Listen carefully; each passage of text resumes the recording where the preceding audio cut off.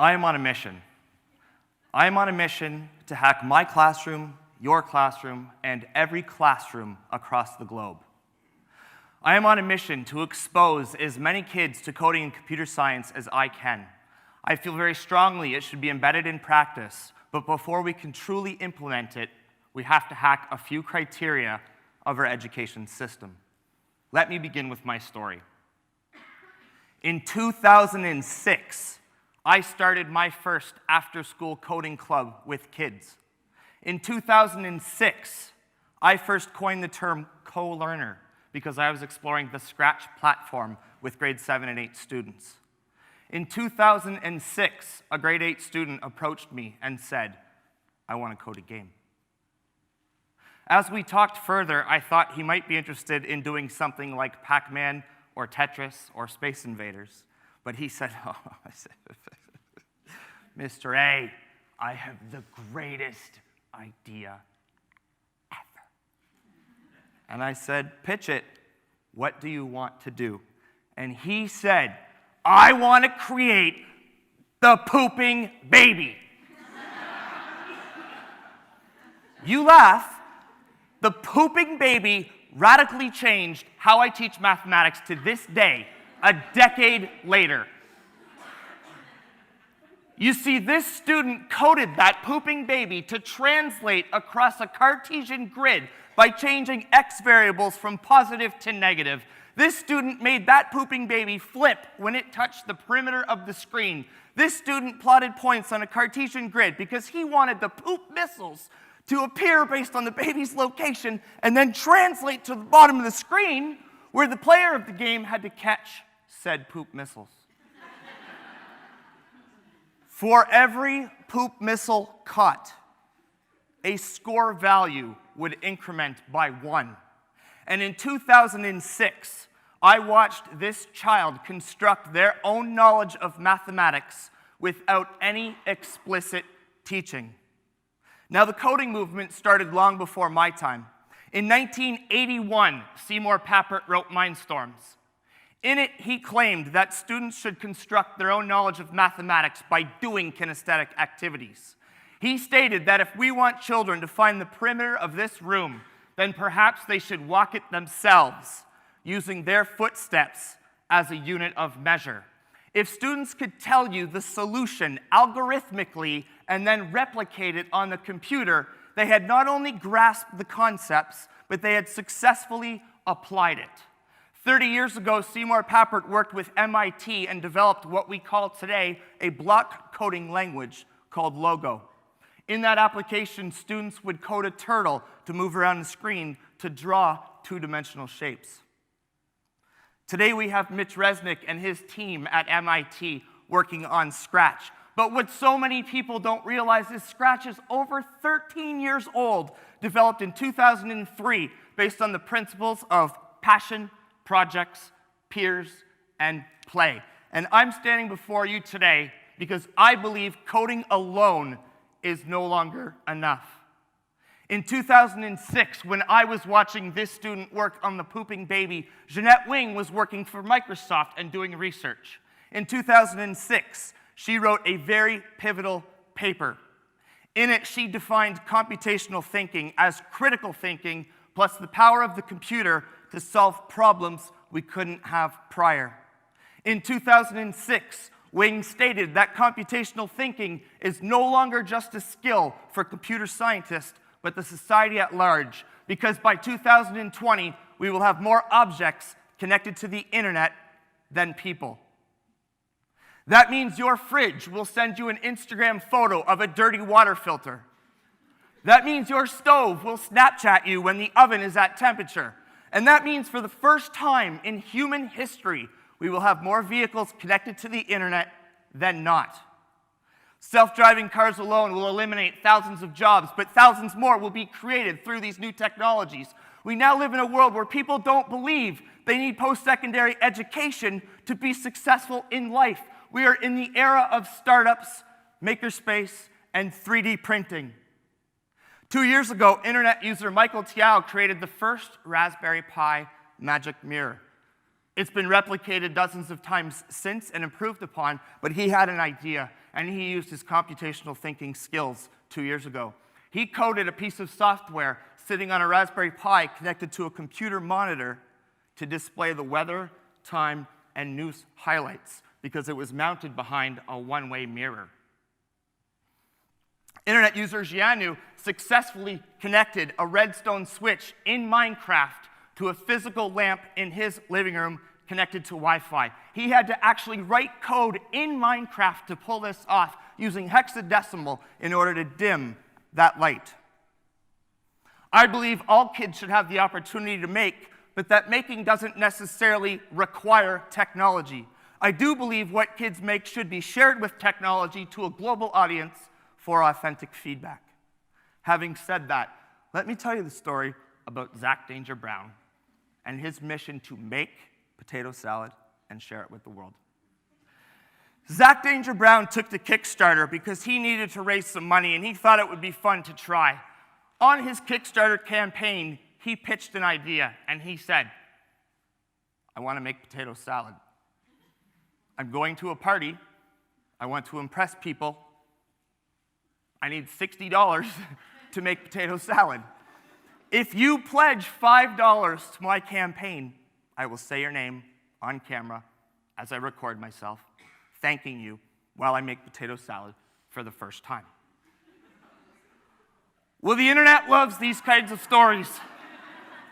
This story went viral, and 6,911 people pledged, and he raised over $55,000 to make potato salad, because that is the world in which we live. True to his word, and because the internet wouldn't have allowed it otherwise, he said every name on a live Google Hangout, and it took 4 hours to do. People Games LLC, Nick Amico, Nick Baker, Nick Brock, Nick Cesari, Nick Chow, Nick Coolahan, Nick D. Clements, Nick DeMorest, Nick Douglas, Nick Gerhardt, Nick Gill, Nick Griparis. Now, all my kids were talking about this, so I thought, okay, I have to turn this into a lesson. So based solely on the fact that $55,000 were raised, let's have a conversation about data management. We talked about bias, we made graphs, we looked at trends, we talked about internet advertising, and I thought, I can't stop here. See, at this point in time, Weird Al had a top 10 hit. So I brought this story into my language program, and we started to talk about parody. I have a dream to make bean salad for the first time. But I can't do it myself. No, I'm not in possession of $10. That's why I launched a Kickstarter to make bean salad with Jonathan for the first time. I've never made bean salad. I don't think I like bean salad. I probably don't. But we'll never find out unless we get this Kickstarter. Unless you give us our money, or your money, and it becomes our money. And then we can do wonderful things like you pick a bean for us to put in the salad, a type of bean, garbanzo, pinto, black-eyed peas, chickpeas. Or we can Photoshop your head onto our finalized bean salad. And of course, we will be worshiping you verbally on Regoat This. It's a deal. Help us make it happen. Send us your dollars. Let us fart. Did you say send us your daughters? I mean that's okay too, as long as they're not underage. The idea of creating content and sharing it with the world has led me to hack number 1. Before I truly believe we can implement coding, computer science, STEM, STEAM, and makerspace, we have to find the balance between solely regurgitating content at school and solely creating content at school. Somewhere in that middle ground, we have to encourage students to create solutions and not just find them. Hack number 2, the notion of embracing failure is something we talk about in schools a lot, under the idea of taking risks. But right now, we live in a system where failure is punished. When kids fail, they are asked to stay after school, stay in at recess, or even worse, repeat a course. Rovio spent 6 years failing before they made Angry Birds. Angry Birds was the 52nd app Rovio ever made. If we had taken those Rovio coders and put them into an educational setting, we would have asked them to repeat the exact same process, but expected a different result. Hack number 3, the notion of time. For so long, time has been a constant at school. We put kids in isolated settings, start a timer, and then judge them based on what they are able to produce at the end of that time. There is not one educator in this room that doesn't believe all kids can achieve. Having that mindset and providing the appropriate tools, technologies, and time, then perhaps grades needs to be that constant and time the floating variable. Once we've got the time component figured out, we can then focus more on the process of learning as well as that endpoint. I want to share 2 stories from my classroom that support my claim. Last year, this student came to my classroom with a thick OSR. He is autistic, and early in the year, his parents requested a meeting with myself, the principal, and the resource teacher. In the meeting, Dad stood up, and he began to read. I have a dream. I have a dream that someday my child will be a functioning member of society. I have a dream that someday my child will be able to hold down a job financially and have conversations with people like you and I are right now. But until you change something about his school system, that is not going to happen. He is autistic. Why do you focus on his weaknesses at school when he's going to pursue his strengths in life? My son has millions of pieces of Lego, and I can pull one at random and ask him what kit it goes into, and he can tell me every time. But for some reason, my child's report card tells me that my child is dumb. And as I'm listening to this story, I'm thinking about Lego, and I'm thinking about linking cubes, and I'm thinking about block coding, and I'm thinking about Minecraft. So the next day I said to him, I don't want you to use your words, and I don't want you to write. I want you to take this picture from this textbook and build it in Minecraft. When you have finished that, I want you to then build what you think the next few images might look like. And the point of my story is it took a very long time. But at the end of this process, this child was successful in producing something that shows he could demonstrate the curriculum expectations for growing patterns. And this is what he built.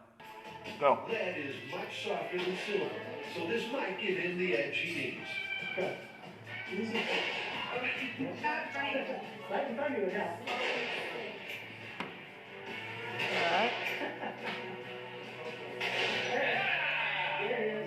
Larry is the boss.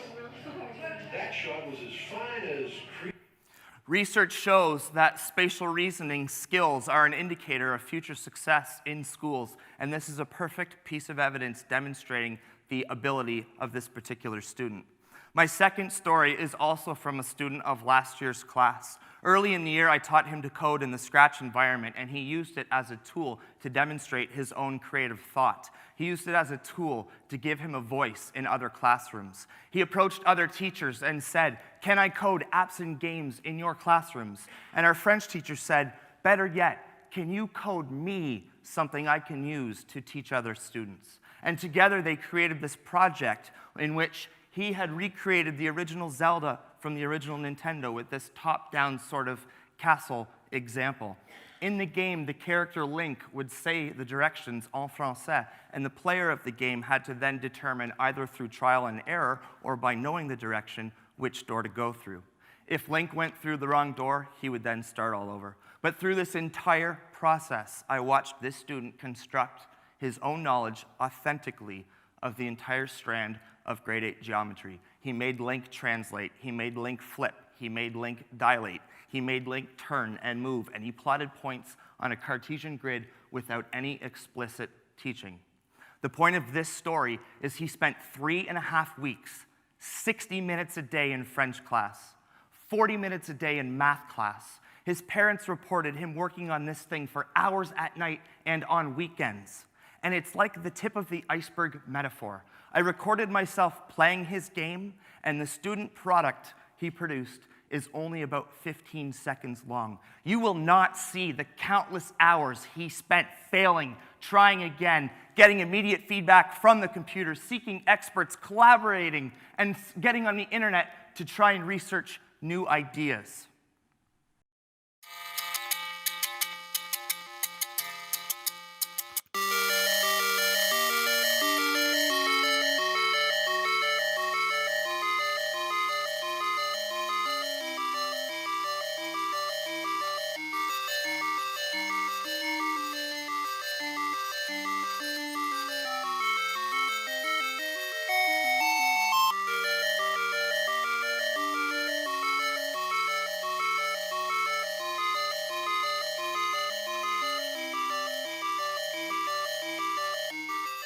Doesn't look like much.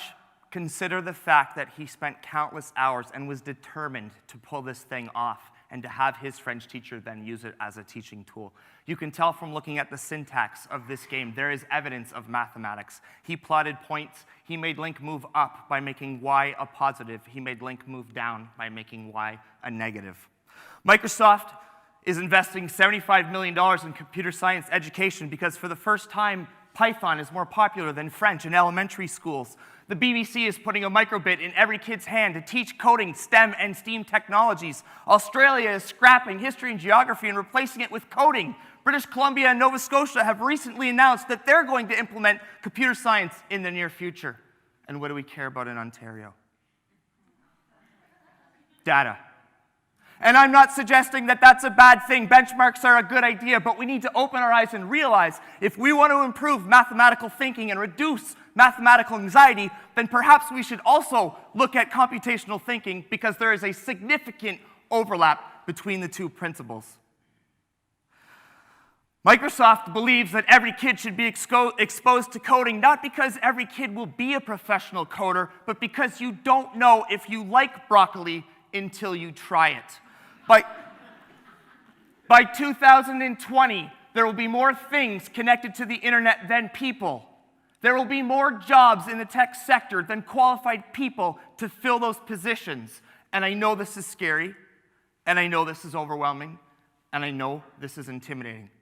But we have to remember, it's not about us. We need to stop trying to make kids conform to our world, but instead embrace theirs. Thank you.